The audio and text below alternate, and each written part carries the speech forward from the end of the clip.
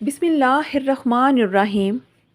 آج سے 800 سال پہلے کی بات ہے کہ سلطان نور الدین نے خواب میں دیکھا کہ حضور صلی اللہ علیہ وآلہ وسلم فرما رہے ہیں کہ اے سلطان، دو عیسائی آدمی ایک سرنگ کھود کر میری قبر سے میرے جسم کو نکالنا چاہتے ہیں۔ تم جلدی سے مدینے آؤ اور ان عیسائیوں کی خبر لو، ورنہ میرا جسم ان کے ہاتھ میں چلا جائے گا۔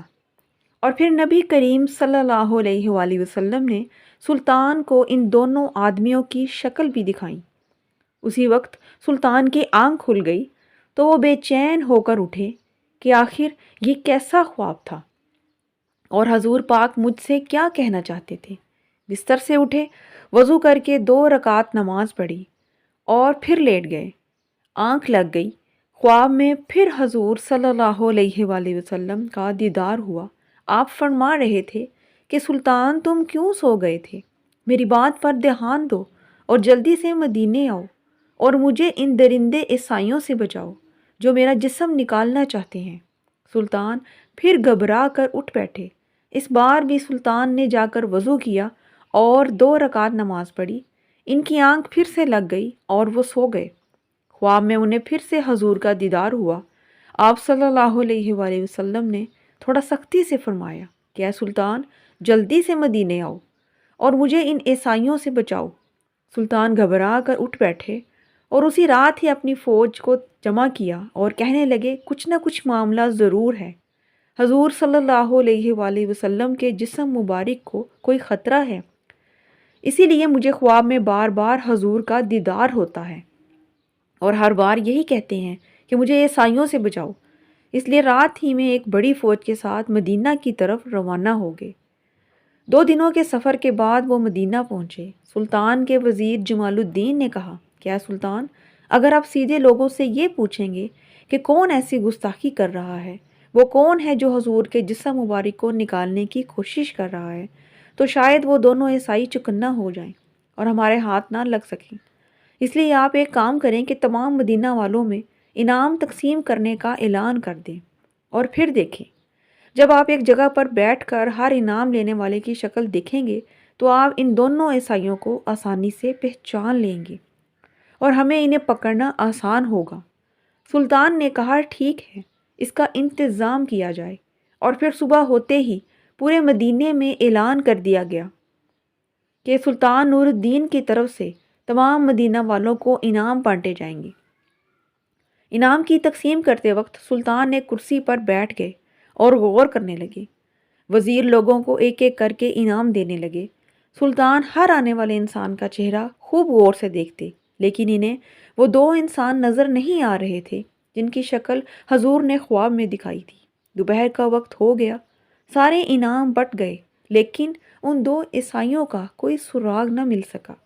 سلطان نے مدینہ والوں سے پوچھا کہ تم میں سے کوئی بچا تو نہیں ہے جو انعام لینے نہ آیا ہو؟ لوگوں نے کہا، نہیں سلطان، سارے لوگ انعام پا چکے ہیں، اب مدینے میں کوئی انسان نہیں بچا جس کو انعام نہ ملا ہو۔ تو جواب میں سلطان نے کہا، نہیں، ابھی 2 لوگ بچے ہیں، وہ میرے پاس حاضر نہیں ہوئے ہیں۔ تو لوگوں کی بھیڑ میں سے ایک آدمی نے بڑھ کر کہا کہ جی سلطان، آپ ٹھیک کہہ رہے ہیں، یہاں 2 اللہ کے بڑے نیک بندے ہیں جو اپنے گھر سے باہر نہیں نکلتے۔ وہ صرف نماز پڑھنے کے لیے مسجد نبوی میں آتے ہیں اور پھر واپس اپنے گھر کو چلے جاتے ہیں۔ ہم لوگوں کی بہت مدد کرتے ہیں اور وہ خوب خیرات بھی دیتے ہیں۔ سلطان نے کہا کہ میں ان سے ملنا چاہتا ہوں۔ تو لوگوں نے کہا کہ سلطان، آپ ان سے مل کر کیا کریں گے؟ وہ تو الگ تھلگ اپنی ہی دنیا میں گم رہتے ہیں۔ لیکن سلطان نے کہا کہ مجھے ان دونوں پر شک ہے کہ وہ دونوں تم سب کو دھوکہ دے رہے ہیں اور وہ نیک بننے کا صرف ناٹک کر رہے ہیں اور تمہاری آنکھوں میں دھول جھونک رہے ہیں۔ لوگوں نے کہا، سلطان محترم، ہمارے نیک لوگوں کے بارے میں ایسی باتیں نہ کریں، وہ بہت اچھے لوگ ہیں، ہم ان کے خلاف کوئی گستاخی بھی برداشت نہیں کریں گے۔ سلطان نور الدین نے دیکھا کہ لوگ مخالفت پر آ سکتے ہیں۔ انہوں نے مدینے کے حاکم کو اپنے پاس بلایا اور انہیں ساری بات بتائی کہ کس طرح مجھے حضور صلی اللہ علیہ وآلہ وسلم کی خواب آئی اور انہوں نے مجھے کس لیے یہاں بلوایا۔ اسی لیے میں ان دونوں آدمیوں سے ملنا چاہتا ہوں۔ حاکم نے کہا، سلطان آپ پریشان نہ ہوں، میں اس کا انتظام کرواتا ہوں، اور جو بھی مخالفت کرنے کے لیے سامنے آئے گا اسے کڑی سے کڑی سزا دی جائے گی۔ پھر سلطان نور الدین مدینے کے حاکم کے ساتھ ان دونوں آدمیوں کے گھر پہنچے۔ سلطان نے جیسے ہی ان کی شکلیں دیکھیں، آپ نے انہیں پہچان لیا کہ یہ دونوں وہی انسان ہیں جن کو میں نے خواب میں دیکھا تھا۔ سلطان کے سپاہیوں نے ان سے پوچھ گچھ شروع کر دی تو وہ کہنے لگے، ہم تو حضور صلی اللہ علیہ وآلہ وسلم سے بہت محبت کرتے ہیں، اسی لیے تو ہم اپنا شہر چھوڑ کر مدینے آ کر رہنے لگ گئے تھے۔ ہم ایسا گندا کام کیوں کریں گے؟ سلطان نے کہا کہ سچ سچ بتاؤ، ورنہ میں تم دونوں کو بہت سخت سزا دوں گا۔ انہوں نے کہا، ہم بے قصور ہیں، لیکن اگر پھر بھی جو کرنا چاہتے ہیں کر لیں۔ سلطان نے اپنے فوجیوں کو حکم دیا کہ ان کے گھر کا کونا کونا چھان مارو، ہر چیز کو ہٹاؤ کہ کہیں کوئی سرنگ تو نہیں ہے۔ فوجیوں نے پورا گھر چھان لیا مگر کوئی سراغ نہ ملا۔ لوگوں نے بھی کہنا شروع کر دیا کہ سلطان، آپ کو کوئی غلط فہمی ہوئی ہے۔ یہ سب سن کر سلطان بہت پریشان ہوئے۔ انہی کے کمرے میں ایک مصلح بچھا ہوا تھا۔ آپ نے مصلے پر کھڑے ہو کر اللہ سے فریاد کی اور رونے لگے اور اللہ سے مدد مانگنے لگے کہ اے میرے مالک، میں ایک انسان ہوں، میرے اندر جتنی طاقت تھی میں نے اتنی کوشش کر لی، لیکن آپ کے محبوب حضرت محمد صلی اللہ علیہ وآلہ وسلم نے یہ فرمایا تھا کہ یہی دونوں دھوکے باز ہیں جو آپ صلی اللہ علیہ وآلہ وسلم کا جسم نکالنا چاہتے ہیں، لیکن مجھے ان کے خلاف کوئی سراغ نہیں مل رہا، میری مدد کریں۔ سلطان رو رو کر اللہ سے یہ دعا مانگ رہے تھے، تبھی اللہ تعالیٰ نے سلطان کے دل میں یہ بات ڈالی کہ اے سلطان، تم نے کمرے کی ہر چیز ہٹا کر دیکھ لی، اب یہ مصلح بھی اٹھا کر دیکھ لو جس پر بیٹھ کر تم مجھ سے دعا مانگ رہے ہو۔ اسی وقت سلطان تیزی سے اٹھے اور مصلح اٹھا کر دیکھا تو اس کے نیچے ایک لکڑی کا پٹرا لگا ہوا تھا۔ فوجیوں نے فوراً اس پٹرے کو پیچھے ہٹایا، دیکھا تو اس کے نیچے ایک سرنگ بنی ہوئی تھی۔ سلطان نے فوجی سے کہا کہ جا کر دیکھو یہ سرنگ کس طرف جاتی ہے۔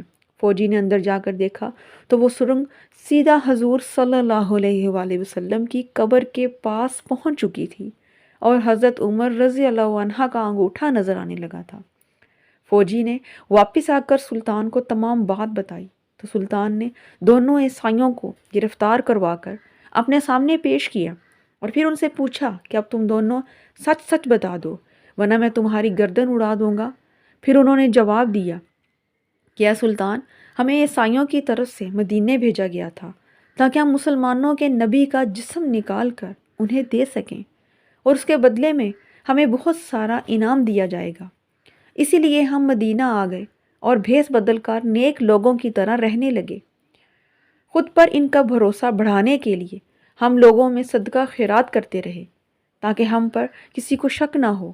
ہم دونوں سرنگ کو کھودتے تھے اور اس کی مٹی باہر قبرستان میں قبروں پر ڈال آتے تھے تاکہ کسی کو پتہ نہ چلے۔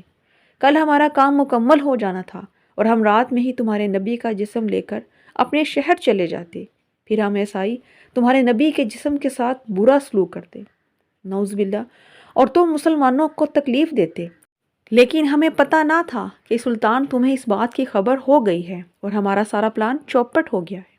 سلطان نے آگے بڑھ کر ان دونوں کے گریبان پکڑے اور انہیں پیچھے کی طرف زور سے دھکا دیا اور وزیر کو حکم دیا کہ ان دونوں کو جانوروں کے ساتھ باندھ کر پورے مدینے میں گھسیٹا جائے اور انہیں پھانسی کی سزا دی جائے۔